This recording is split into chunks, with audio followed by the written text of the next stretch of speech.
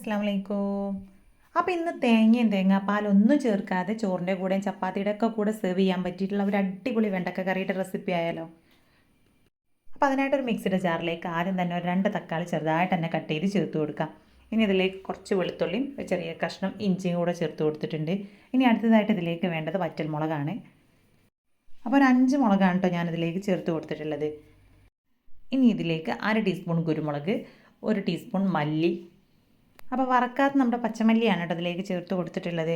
ഇനി അടുത്തതായിട്ട് ഇതിലേക്ക് ഒരു 1/4 ടീസ്പൂൺ കടുക്, ഒരു 1/4 ടീസ്പൂൺ നല്ല ജീരകം, പിന്നെ ഒരു ബേ ലീഫ്. അപ്പോൾ അത് ഓപ്ഷനിലാണ് കേട്ടോ. അപ്പോൾ പട്ടയുടെ നമ്മുടെ ഈ ഒരു ഇല ഉണ്ടെങ്കിൽ മാത്രം ചേർത്ത് കൊടുത്താൽ മതി, ഇല്ലെങ്കിൽ സ്കിപ്പ് ചെയ്യാം.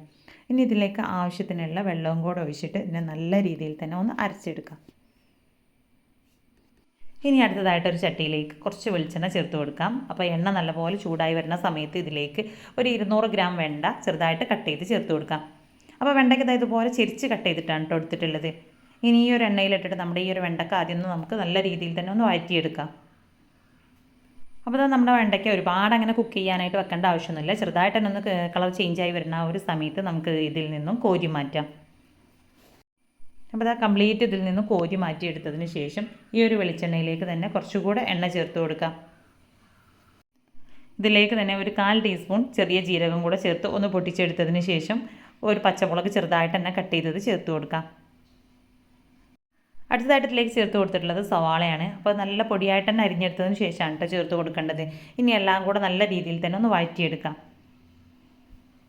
അപ്പോൾ ഈ ഒരു സമയത്ത് തന്നെ നമ്മുടെ സവാളയിലേക്ക് ആവശ്യത്തിനുള്ള ഉപ്പും കറിവേപ്പിലയും ചേർത്ത് കൊടുക്കാം. എല്ലാം കൂടെ ചേർത്ത് കൊടുത്ത് നമ്മുടെ ഈ ഒരു സവാള ഒരു ഗോൾഡൻ കളറായി വരുന്നത് വരെയാണ് നമ്മളൊന്ന് വഴറ്റിയെടുക്കേണ്ടത്. അതിനുശേഷം നമ്മൾ നേരത്തെ അരച്ച് മാറ്റി വെച്ചിട്ടുള്ള ആ ഒരു അരപ്പ് ഇതിലേക്ക് ചേർത്ത് കൊടുക്കാം. അപ്പോൾ നമ്മളിത് അരച്ചെടുത്തിട്ടുള്ള മിക്സി ജാറിലേക്ക് തന്നെ കുറച്ചും കൂടെ വെള്ളം ഒഴിച്ച് കൊടുത്ത് വീണ്ടും നമ്മൾ ഈ ഒരു ചട്ടിയിലേക്ക് തന്നെ ഒന്ന് തിരിച്ചൊഴിച്ച് കൊടുത്തിട്ടുണ്ട്. ഇനി എത്രത്തോളാണോ നമുക്ക് കറി വേണ്ടത് അതിനനുസരിച്ച് വെള്ളം ഇതിലേക്ക് ചേർത്ത് കൊടുക്കാം കേട്ടോ. അപ്പോൾ അതാ ഞാനിതിവിടെ തിക്കായിട്ടാണ് റെഡിയാക്കി എടുക്കുന്നത്. അപ്പോൾ കുറച്ച് തിക്കായിട്ടുള്ള ആ ഒരു സ്ട്രെച്ചറിലാണ് നമുക്ക് നല്ലൊരു ടേസ്റ്റ് ആയിട്ട് കിട്ടുന്നത്. ഇനി ഇതിലേക്ക് ഉപ്പ് നോക്കിയിട്ട് ഉപ്പ് കുറവുണ്ടെങ്കിൽ വീണ്ടും ചേർത്ത് കൊടുക്കാം. അപ്പോൾ ഞാനിതിലേക്ക് കുറച്ചുകൂടെ ഉപ്പ് ചേർത്ത് കൊടുത്തിട്ടുണ്ട്. ഇനി കറി തിളച്ച് വരുന്ന ആ ഒരു സമയത്ത് നേരത്തെ വാറ്റി വെച്ചിട്ടുള്ള ആ ഒരു വെണ്ടക്ക ചേർത്ത് കൊടുക്കാം. അപ്പോൾ നമ്മളിതിലേക്ക് അരച്ച് ചേർത്ത് കൊടുത്തിട്ടുള്ള നമ്മുടെ ആ ഒരു തക്കാളിയുടെ മല്ലിയുടെ ഒക്കെ ആ ഒരു പച്ചക്കുത്തൽ പോയി കിട്ടുന്നത് വരെ മാത്രം ഒന്ന് തിളപ്പിച്ചെടുത്താൽ മതി. അതിനുശേഷം നമുക്കിതിലേക്ക് വെണ്ടക്ക ചേർത്ത് കൊടുക്കാം കേട്ടോ. അപ്പോൾ അതാ വെണ്ടക്ക ഇതിലേക്ക് ചേർത്ത് കൊടുത്തിട്ടുണ്ട്. ഇനി ഇത് അടച്ച് വെച്ച് നമുക്കൊരു 5 മിനിറ്റ് കുക്ക് ചെയ്തിട്ടെടുക്കാം. അപ്പോൾ ഓൾറെഡി നമ്മുടെ വെണ്ടയ്ക്കൊക്കെ ഹാഫ് കുക്കായതാണ്. അപ്പോൾ അതിലും കൂടെ ചേർത്ത് നല്ല രീതിയിൽ തന്നെ ഒന്ന് തിളച്ച് വന്നിട്ടുണ്ടെങ്കിൽ നമുക്കിതിൻ്റെ ഫ്ലെയിം ഓഫ് ചെയ്ത് കൊടുക്കാം.